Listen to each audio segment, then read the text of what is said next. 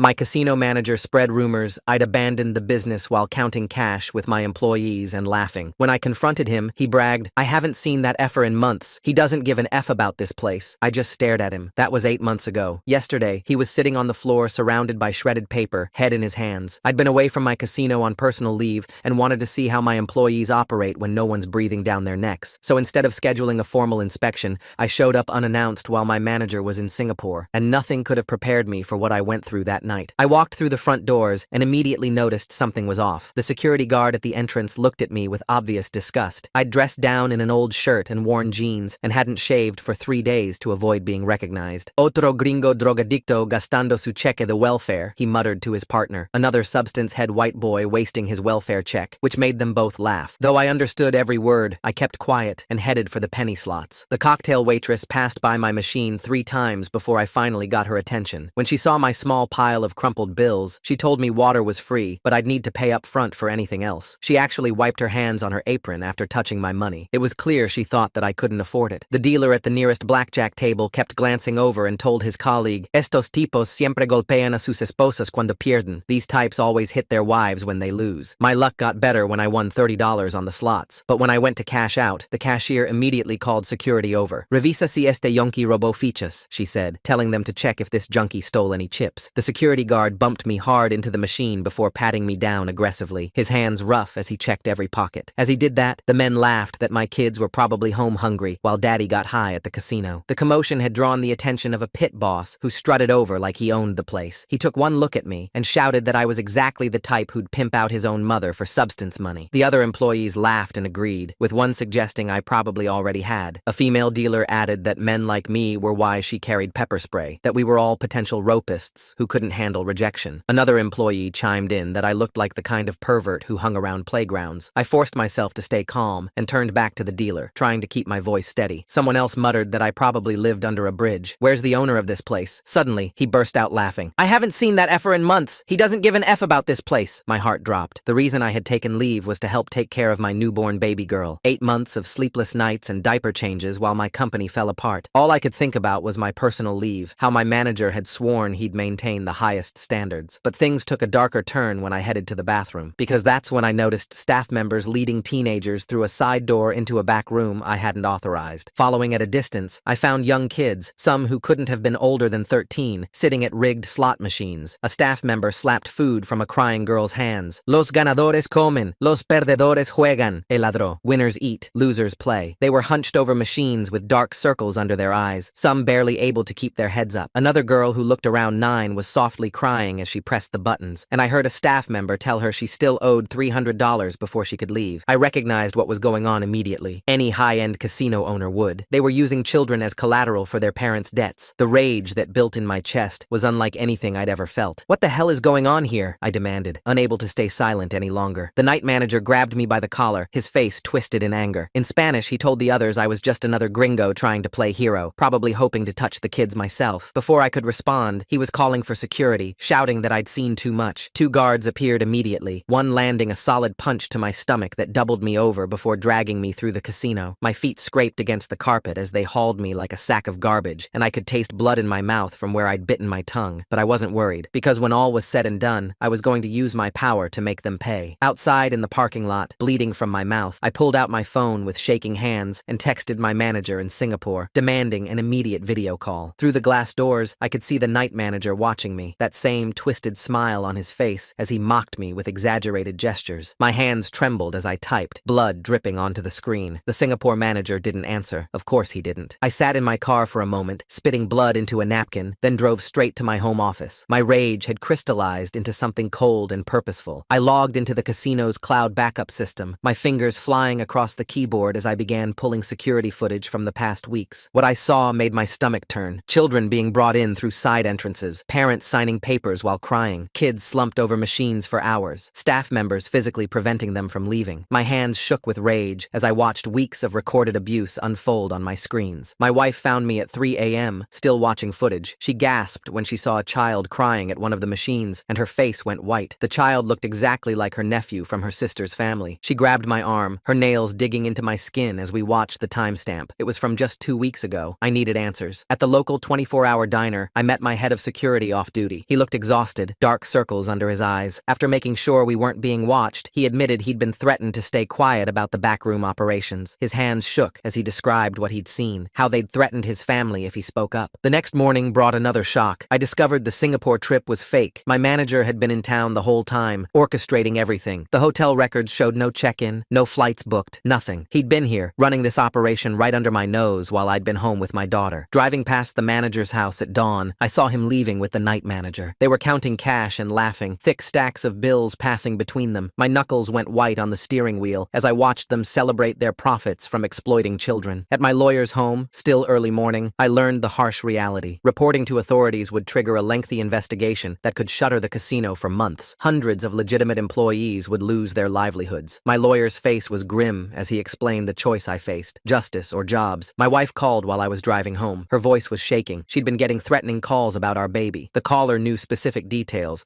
like how the nursery window faced east. Someone had been watching our house, studying our routines. My blood ran cold. Back at the casino's corporate office, I found more evidence of the conspiracy. Employment records had been altered. The worst offenders were now listed as model employees with glowing reviews. Someone had been systematically covering their tracks, creating a false paper trail. My assistant manager, one of the few I still trusted, broke down in my office. Through tears, she admitted she'd been documenting incidents but was too scared to report them. She'd watched children being brought in, seen the fear in their eyes, but they'd threatened her elderly mother if she spoke up. I obtained copies of the altered employee files. The systematic cover-up was extensive. My own signature had been forged on promotions for the worst offenders. They'd been planning this for months, maybe longer, creating a web of false documentation. At the country club where my wife had her weekly tennis lesson, the manager appeared with my wife's best friend. He made veiled threats disguised as friendly conversation, mentioning how dangerous the world was for children these days. My wife's friend seemed oblivious, but my wife saw right through it. That evening, my wife found our garage door mysteriously open and the baby's car seat had been moved. Nothing was stolen, but the message was clear. They could get to us anytime they wanted. My wife demanded I drop everything, terrified for our daughter's safety. Reviewing old text messages late that night, I realized the manager had been grooming me for months. Every update about maintaining standards now read like mockery. He'd been laughing at me the whole time, playing the dutiful employee while corrupting my business. At the bank the next morning, I discovered large cash withdrawals from casino accounts, all authorized with forged signatures over the past 6 months. The scale of the embezzlement was staggering. They'd been bleeding the casino dry while I'd been focused on my family. The pediatrician's office called that afternoon. Someone claiming to be me had tried to access my daughter's medical records. The receptionist had gotten suspicious and refused, but it was another clear threat. They were showing me how vulnerable we were. My brother-in-law, a city councilman, warned me that the manager had been spreading rumors, stories about my mental breakdown, my abandonment of the business. He was laying groundwork to discredit me if I tried to expose him. Late that night at the casino's secondary entrance, I watched from my car as the manager escorted a sobbing woman inside. I recognized her from the local food bank where my wife volunteered. Another desperate parent caught in their web. Using my master key after hours, I searched the manager's office. Hidden in a locked drawer, I found a ledger documenting the child debt scheme. My hands shook as I read it. He'd actually coined a term for it: juice kids, children whose labor paid off their parents' gambling debts. My head chef quit via text the next morning. He couldn't work somewhere that serves monsters. The manager had told the staff I'd approved everything, that this was my idea. My reputation was being systematically destroyed. That night, I noticed my home security system had been accessed remotely while we slept. The cameras had been turned off for 2 hours. Someone had been in our yard, maybe even in our house. My wife clutched our daughter tighter. A cocktail waitress approached me at a gas station,